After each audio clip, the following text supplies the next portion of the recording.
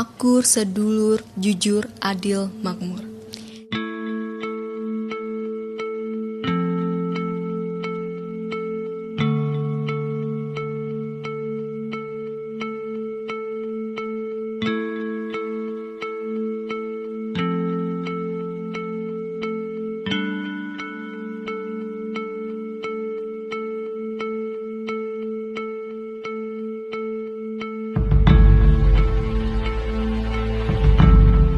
Cilegon, sebuah kota di Provinsi Banten, Indonesia, berada di ujung barat laut Pulau Jawa, dikenal sebagai kota industri dan disebut juga dengan kota baja. Mengingat kota ini merupakan penghasil baja terbesar di Asia Tenggara.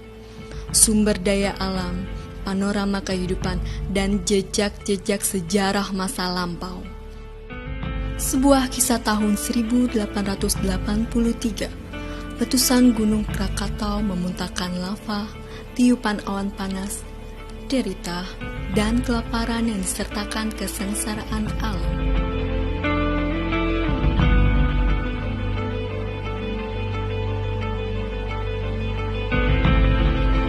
Di Cilegon itu ada sebuah sejarah yang sangat luar biasa, yaitu sejarah ini dengan adanya Perang Geger Cilegon tahun 1888, ya tentunya sudah cukup lama, ya 1888 berarti kurang lebih sudah 129 tahun ya.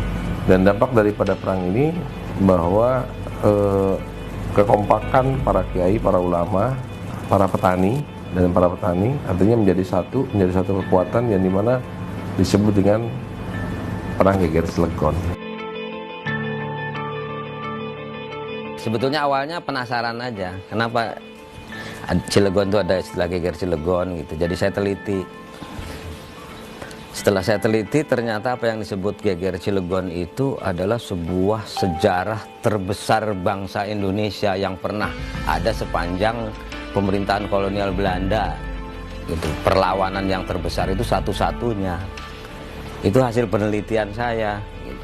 Jadi orang hanya tahunya Geger Cilegon itu sebuah peristiwa yang terjadi di Cilegon. Gitu. Seakan-akan memang pemberontakan orangnya Cilegon dipimpin oleh orang Cilegon, seakan-akan begitu. Padahal itu suatu kegiatan yang memang sudah direncanakan, diperhitungkan dengan sangat cermat dan teliti. Peristiwa itu sebetulnya membangun sebuah pemerintahan yang berdaulat di Banten. Karena zaman dulu itu kan kita ini yang di Nusantara ini kan di bawah kekuasaan pemerintahan kolonial Belanda sebetulnya. Dan satu-satunya yang melawan pemerintahan kolonial Belanda ya hanya Banten. Satu-satunya gitu. Kalaupun ada terjadi peperangan di mana-mana itu hanya mereka dikejar-kejar gitu. Bukan merencanakan membangun sebuah pemerintahan yang berdaulat di era penjajahan gitu. Jadi pertama kali dan satu-satunya. Perjuangan Geger Cilegon itu bukan Kiai Haji Asotowil Ansi, atau mungkin ada tokoh lain seperti Ki Wasit Ansi atau ada Abdul Ghasir dan yang lainnya, tapi ini adalah perjuangan kebersamaan. Karena kalau kita lihat dari rapat-rapat perjuangan ini, tentunya Perang Geger Cilegon itu bukan katakanlah ibaratnya dadakan, tetapi memang sudah dilakukan suatu kajian-kajian, di mana kajian-kajian ini kalau kita lihat di halaman 73 di sini, ya, yang saya tambahkan memang di sini, dia ada 10 kali pertemuan nih, 1, 2, 3, 4, 5, 6, 7, 8, 9, 10. Ya, Kiai Haji Asotowil hadir di 8 pertemuan ini, jadi termasuk memang tokoh sentral juga.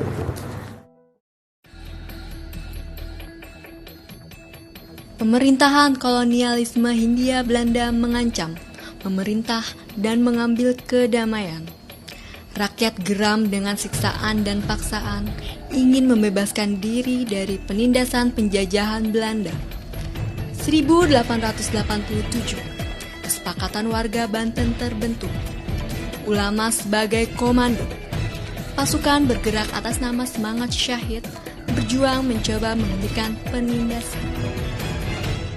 Mulai para ulama inilah mereka berencana, dan luar biasanya selama sekian bulan mereka merencanakan peperangan besar. pemerintah kolonial Belanda kecolongan gitu. Itu satu keanehan memang kalau dipikir. Nggak mungkin zaman itu yang namanya mata-mata, yang namanya orang-orang apa ya, orang-orang Belanda lah, orang-orang Indonesia yang ikut Belanda itu luar biasa banyaknya di kampung-kampung. Tapi kenapa mereka nggak sampai tahu bahwa para kiai ini lagi merencanakan merebut Banten gitu. Tujuan peristiwa geger Cilegon itu pertama membunuh semua pejabat pemerintahan Belanda yang ada di Banten gitu. Hanya taktiknya Cilegon dulu. Setelah Cilegon dikuasai, diduduki dan dibunuh semua pejabatnya termasuk anggota keluarganya, baru Serang.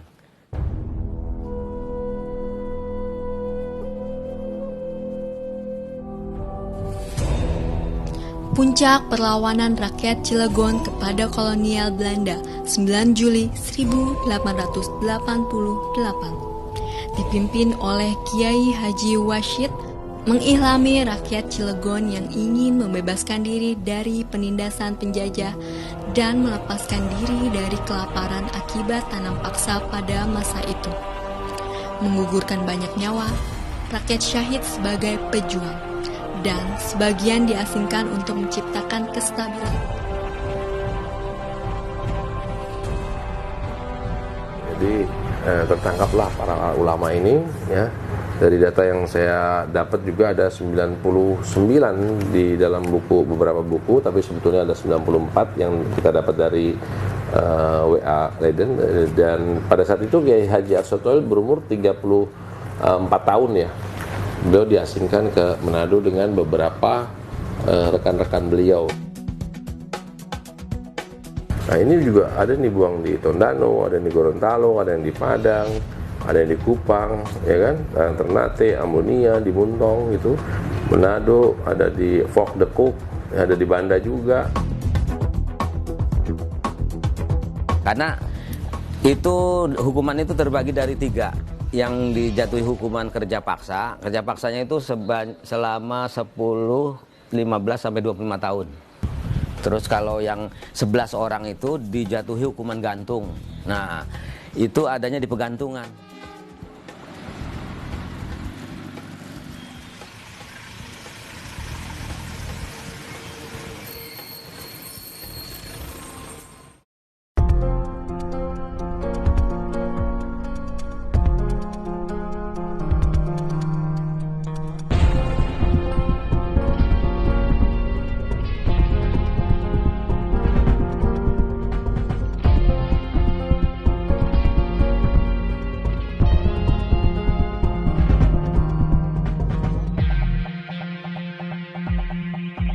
Di sini kenapa judulnya Wahai Putra-Putra Banten, siapa dia? Ini menarik sekali dipelajari buku ini. Jadi pada saat itu beliau bercerita pertama kali pada saat bulan Desember 1945, Bung Karno itu pada saat datang ke alun-alun Kota Serang waktu itu, terus kemudian beliau memulai pidatonya pada bulan Desember 1945. Bung Karno pada awal masa jabatannya sebagai Presiden Republik Indonesia, ketika untuk pertama kali berpidato di alun-alun Serang dalam suatu rapat akbar, memulai pidatonya dengan kata-kata sebagai berikut. Wahai putra-putra Banten, tahukah kalian bahwa di Banten pernah ada seorang pahlawan besar? Siapa dia? Dia adalah Kiai Haji Muhammad Arsatoil. Ini kan dalam kurun waktu yang sangat panjang. Haji Arsatoil juga posisinya beliau ini di Mekah sebetulnya. Di Mekah adanya. Dan kebetulan 1887 kalau nggak salah atau 1886 ya, saya lupa itu. Beliau ini kembali ke Cilegon, ke Banten. Itu Kiai Haji Arsatoil itu ada urusan.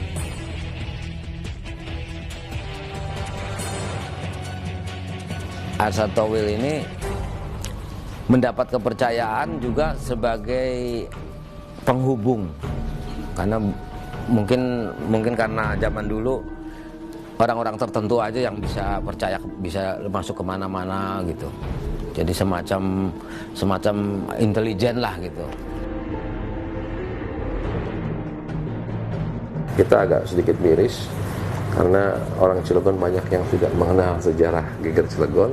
Nah, tetapi di Manado sana, alhamdulillah, justru Kiai Haji Arsatoil ini memiliki masjid di sana.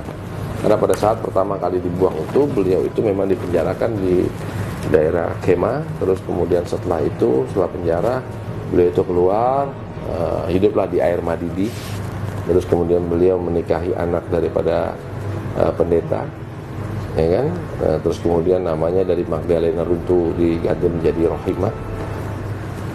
Alhamdulillah, jadi penyebaran agama juga beliau punya peran di sana. Dialah Kiai Haji Mas Arsyad Tawil Al-Bantani, cendekiawan, putra daerah, seorang ulama, seorang pendidik yang terdidik untuk ikut serta membela bangsa.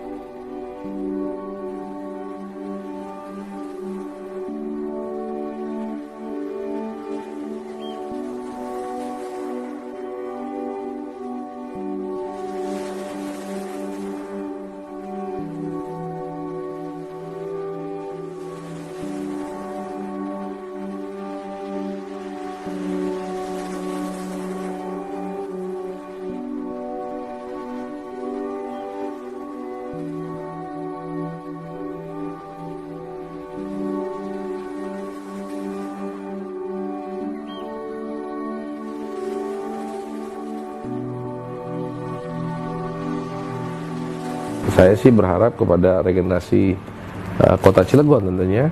Saya berharap mudah-mudahan program-program pendidikan di Kota Cilegon juga ya ada muatan-muatan sejarah lokal yang mereka akhirnya menjadi suatu kebanggaan untuk aslinya, khususnya buat orang-orang Cilegon ya, atau yang sudah menetap lama di Kota Cilegon, ada suatu kebanggaan gitu loh, bahwa Cilegon itu bukan hanya pabrik baja saja.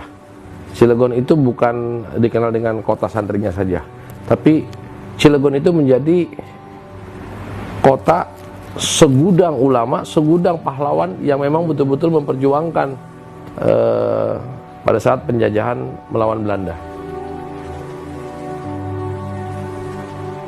Aku setuju banget kalau misalnya di Kota Cilegon memperingati perjuangan-perjuangan pahlawan. Mengapa demikian? Pertama, kita menghargai jasa-jasa pahlawan sejauh itu. Karena tanpa mereka, kita nggak ada apa-apa, kita nggak ada di sini. Dan Kota Cilegon yang nggak akan seperti ini gitu, seperti sekarang. Yang kedua, dengan adanya memperingati seperti itu, kita juga sadar akan pentingnya sejarah dan kita mengetahui bagaimana kerasnya para pahlawan berjuang di masa lalu. Yang ketiga, itu juga bisa menjadi mempererat hubungan silaturahmi antara masyarakat sendiri, terus antara pemerintahnya juga.